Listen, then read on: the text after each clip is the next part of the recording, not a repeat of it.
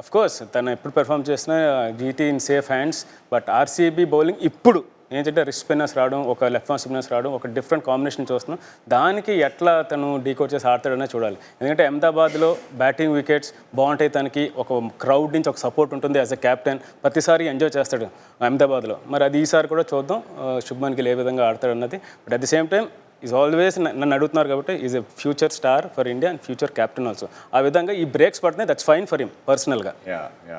నిజంగా truly prince at work. We want to see Shubman Gill perform and బాగా మంచి మంచి పెద్ద పెద్ద స్కోర్స్ కొట్టాలి అని ఆశిద్దాం. అయితే ఇప్పుడు ఆర్సీబీ గురించి మాట్లాడుకుందాం. మంచి ఫామ్లో ఉన్నారు. లాస్ట్ మ్యాచ్ మనం చూసాం, అందరూ మంచిగా ఆడుతున్నారు. కానీ technically mathematically are they out of the competition?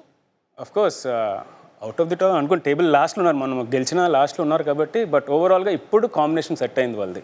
ఇక్కడ నుంచి ఏదైనా ఒకటే ఛాన్స్ ఏంటంటే ఆర్సీబీ నెక్స్ట్ ఇయర్కి ఒక కాంబినేషన్ ఎట్లా తీసుకురావాలి ఏంటనేది ఒకటి. ఇంకోటి టేబుల్లో they can go at least 7th or 8th వెళ్ళే ఛాన్స్ ఉంది. వాళ్ళు 6th or 7th చెప్పలేం. ప్లే ఆఫ్స్కి వెళ్ళేది చాలా రిమోట్ ఛాన్స్.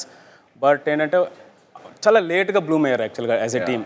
అది ఏమన్నా ఇంకో టీమ్స్ మీద ఏమైనా డిస్టర్బ్ చేస్తే ఏమైతే ఇది గుడ్ ఛాన్స్ వాళ్ళకి. ఎందుకంటే ఒక్కొక్కసారి ఇక్కడ నుంచి ఇంక విరాట్ కోహ్లీ యాజ్ యూజువల్ తన పని చేసుకుని వెళ్తున్నాడు.